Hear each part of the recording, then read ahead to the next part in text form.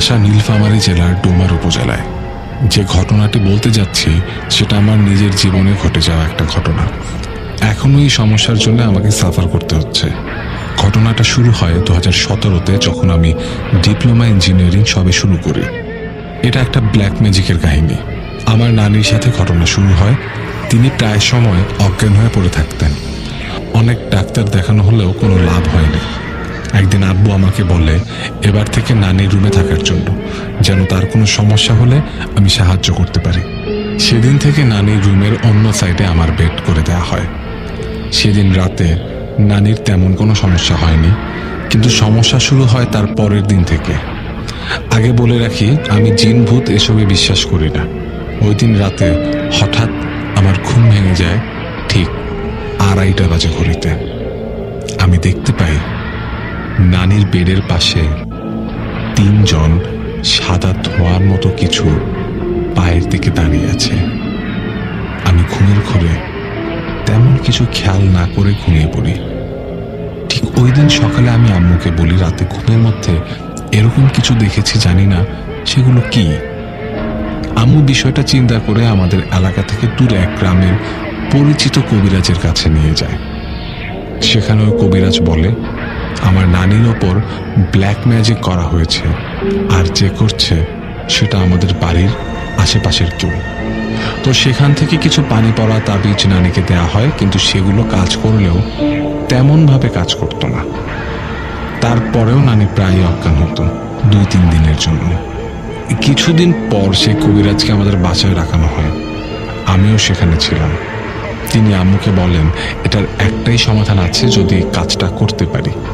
বলা হয় আপনাদের এলাকা থেকে দূরে কোনো কবরস্থানে গিয়ে 2টি কবরের মাঝে একটি তাবিজ 4 আঙ্গুল পুঁতে দিয়ে মাটি দিয়ে ঢেকে দিতে হবে এবং ওপরের মাটি নিয়ে আসতে হবে। মাটি নিয়ে আসার সময় কোথাও না থেমে যেই বাড়ি থেকে আমার নানির উপর কুফরি কালাম করা হয়েছে সেই বাড়ির দরজার উপর মাটিটা ছিটিয়ে দিতে হবে।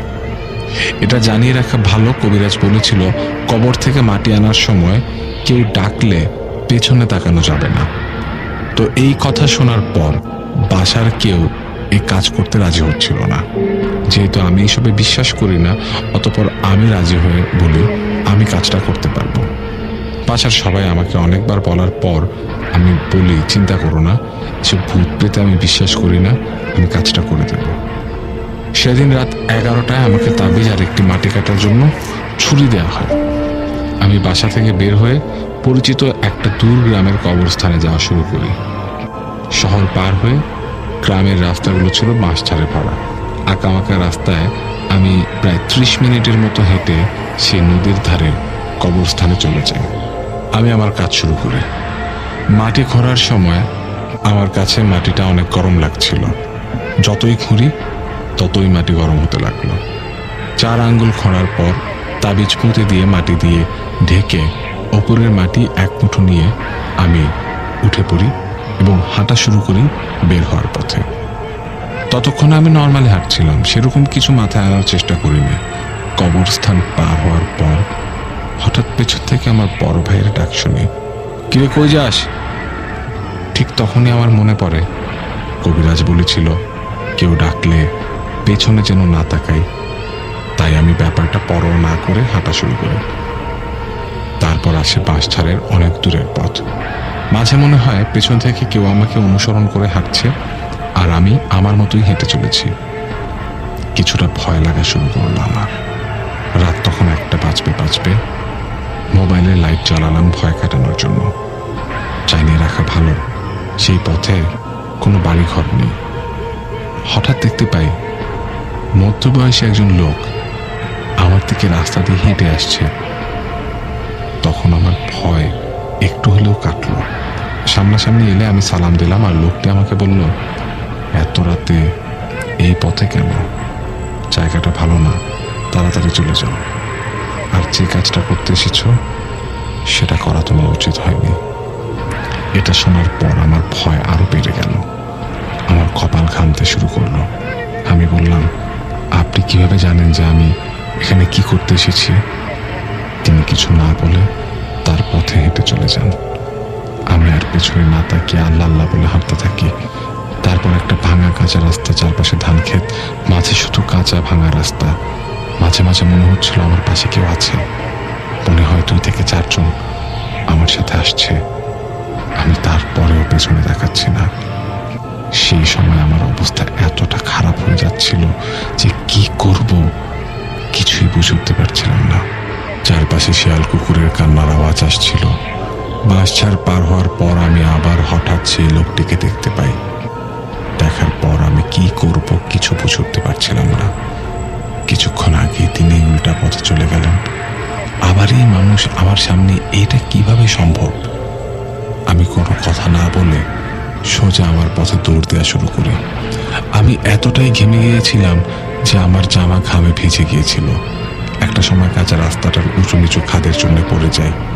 আমি উঠে দাঁড়িয়ে যে দৌড় শুরু করলাম, ঠিক তখনই সাদা জামা পরা সেই মধ্যবয়সী মানুষটা আমার সামনে দাঁড়িয়ে হাসছে। আমি কি করব বুঝতে পারছিলাম না। আমি এমন এক অবস্থায় পড়ে গিয়েছিলাম, চিৎকার করার চেষ্টা করছিলাম কিন্তু পারছিলাম না। যেন কেউ আমার মুখ চিপে ধরেছিল। আমি নিজেকে শক্ত করে মনে মনে বললাম, আজ কপালে যাই আছে, আমি এখান থেকে বের হয়েই ছাড়ব। আমি লোকটিকে পাশ কাটিয়ে হাঁটা শুরু করি। শরীরে শক্তি পাচ্ছি না। মনে হচ্ছিল অনেক পথ হাঁটছে, কিন্তু পথ শেষ হতে যাচ্ছে না। এমন সময় আমাকে পেছন থেকে বলে ওঠে, হাতের মুঠোর মাটিটা ফেলে দে, নাহলে তোকে মেরেই ফেলবো। এই কথা শোনার পর আমি নিজেকে কন্ট্রোল করতে না পেরে ভয়ের চোটে মাটি ওইখানে ফেলে দিয়ে গায়ে যতটুকু সম্ভব শক্তি তাই দিয়ে দৌড় শুরু করি। আমি সেই এলাকার সবার পরিচিত হাই স্কুল মাঠে এসে যে রাত তখন 3টা। মোবাইলে তাকিয়ে দেখি এত সময় কিভাবে গেল, যেখানে 30 মিনিটের রাস্তা। সব থেকে বড় বিষয়, আমার ফোনে বাসা থেকে কোনো কল আসেনি।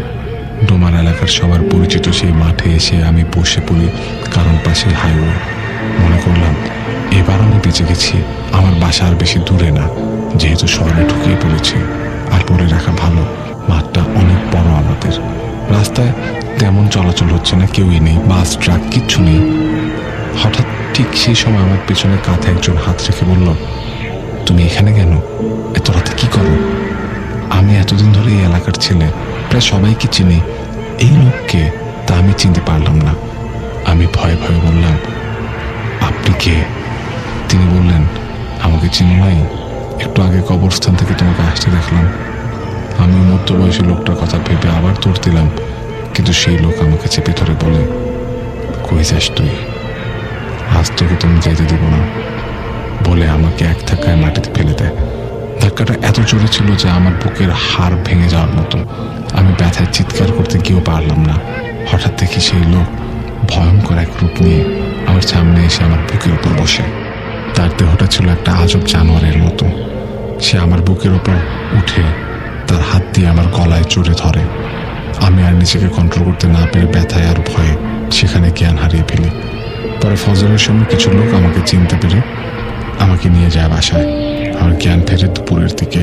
পরে খেয়াল করে দেখি আমার বুকে 8টা সেলাই পড়েছে, পুরো শরীরে হাত দিয়ে মারার ছাপ, গলায়ও লাল দাগ। ব্যথায় 3 দিন কাতরাতে হয়েছে আমাকে। পরে সে কবিরাজকে ডেকে বাসায় আনা হয়। তিনি শুধু বললেন, তুমি হাত থেকে মাটিটা না ফেললে এরকমটা হতো না। আমি কিছু তাবিজ করে দিচ্ছি, কিন্তু কাজ হতেও পারে, নাও হতে পারে, কারণ এগুলো কুফরি কালাম, এগুলো ঠিক নেই। হয়তো তোমার নানির সমস্যা তোমার সাথে হতে পারে। তারপর থেকে আমি কিছু দেখি নাই, কিন্তু মাঝে মাঝে মনে হয় রাতে আমাকে কেউ ঘুম থেকে ডেকে তোলে, কিন্তু তাকিয়ে দেখি কেউ নেই। এভাবে আমি দিনের পর দিন অসুস্থ হয়ে পড়ি। আমার অবস্থা খুব ভয়াবহ হয়ে যায়। আমি এটা এখনো প্রায় ফেস করি। প্রায় কিছু একটা ঘটনা আমার লেগে থাকে। রাতে একা বাইরে যেতে ভয় পাই। আসলে এগুলো ঘটনা যার সাথে হয় সেই বুঝে এগুলো কতটা ভয়ের আর ভোগান্তিকর। আবার কারো কাছে এগুলো হাস্যকর। আমি মামুল আল মিজান, 0 পয়েন্ট খুলনা থেকে লিখছি। কথা না বাড়িয়ে ঘটনায় চলে যাই। ঘটনাটি 2014 সালের শেষের দিকে আমার নিজের সাথেই ঘটে। আমার স্ত্রী তখন আমার সাথে নতুন বাড়িতে নতুন সংসার শুরু করেছে। আমি আমার কাজের জন্য বাড়ি থেকে দূরে থাকি। আমার কাজটি ছিল মাঠ পর্যায়ের কাজ, তাই আমাকে আমার কাজের এলাকায় একটা স্বল্প খরচে অফিস কাম বাসার ব্যবস্থা করতে হয়েছিল। বাসাটি ছিল একটি নতুন 4তলা বিল্ডিংয়ের দোতলায়। বিল্ডিংটা ছিল একটি হাইওয়ে ক্রসিংয়ে। আশেপাশে 5টি চায়ের দোকান, একটি খাবারের হোটেল এবং একটি মাছের পাইকারি বাজার ছিল। এই ছিল আশেপাশের 5 কিলোমিটারের ভিতরে জনবসতি। মোড়টি ব্যস্ত থাকত সকাল 7টা থেকে দুপুর 2টা পর্যন্ত। তারপর 2-1জন লোক থাকে, তাও সন্ধ্যা পর্যন্ত। তারপর ওই জায়গায় আমি, আমার স্ত্রী ছাড়া আর কোনো লোক থাকতো না। প্রথম আমার স্ত্রী একটু ভয় পেলেও ধীরে ধীরে অভ্যস্ত হয়ে পড়ে এই নির্জনতায়। নির্জন এলাকা হবার কারণে বেশ কিছু লোমহর্ষক খুনের ঘটনা ঘটে ওই মোড়ের উপর। তার উপর আবার ছিল হাইওয়ে ক্রসিং। মাঝে মাঝে 2-1টা দুর্ঘটনা ঘটত। আশেপাশে কোনো বাড়িঘর না থাকায় বাধ্য হয়ে অসহায় মানুষের পাশে গিয়ে দাঁড়াতেই হতো ওষুধ পানি নিয়ে। আমার বাসায় সব সময় তাৎক্ষণিক চিকিৎসা করার জন্য সব রকমের ওষুধ থাকতো। এভাবেই একদিন একটা দুর্ঘটনা ঘটে আমার বাসার সামনে। একটি মোটরসাইকেলের আরোহীকে একটি চলন্ত ট্রাক সজোরে ধাক্কা দিয়ে পালিয়ে যায়। বিকট শব্দে মোটরসাইকেলটি ছিটকে বাড়ি খায় রাস্তার পাশের চায়ের দোকানটার সাথে।